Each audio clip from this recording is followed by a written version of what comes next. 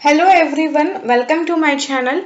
I am Rohini Haridas, working as an assistant professor in Electrical Engineering Department at MMANTC Malegaon. In this video, we will discuss about the current graded protection system.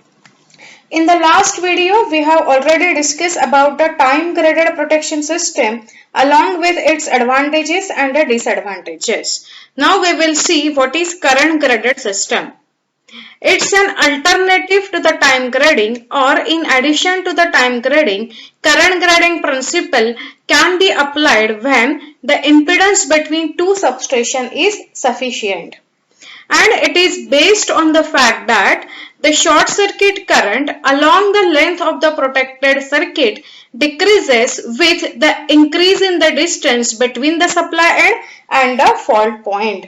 See here, which means that as the length of the transmission line increases, the impedance will also increases, because impedance, it is nothing but it's a function of what? Length, and therefore the current will decreases, and thus the statement is like this. So, if the relays are set to operate at progressively higher current towards the supply end, then the drawback of long time delays occurring in the time graded system can be partially overcome, and this is known as the current grading. So, the current graded system normally employ high speed, high set over current relay. Now let us see the current graded protection applied to the radial feeder. It consists of high set overcurrent relays placed at A, B and C as shown in figure, and with the setting such that if the fault occurs in the section AB, then relay A should operate.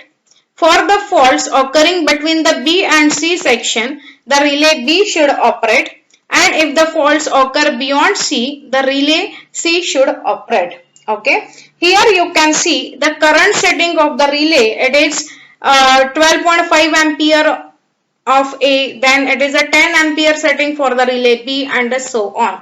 So here the current setting decreases progressively from supply end to the remote end of the line, and this is based on the fact that the short circuit current decreases with increase in the distance between the supply end and the fault point. Okay.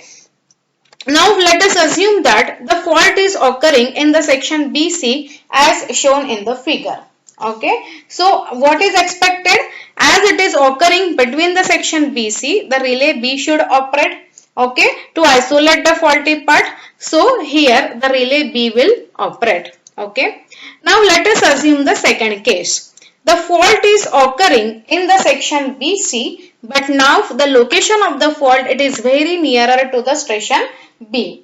Okay, ideally the relay B should operate to isolate this faulty section because it is occurring in the section B and C. But in actual practice, the relay A may feel that,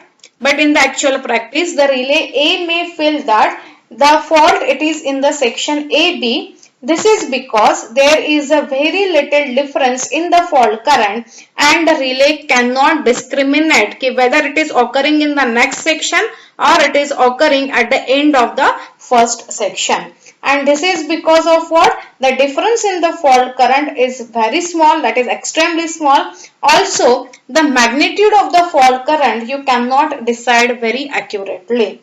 Hence, for the proper discrimination, the relays are set to protect only 80% of the part of the line instead of the complete 100%.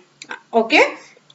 Now again, for this reason, the current grading protection system cannot be employed alone, and it is always supplemented by the time graded systems.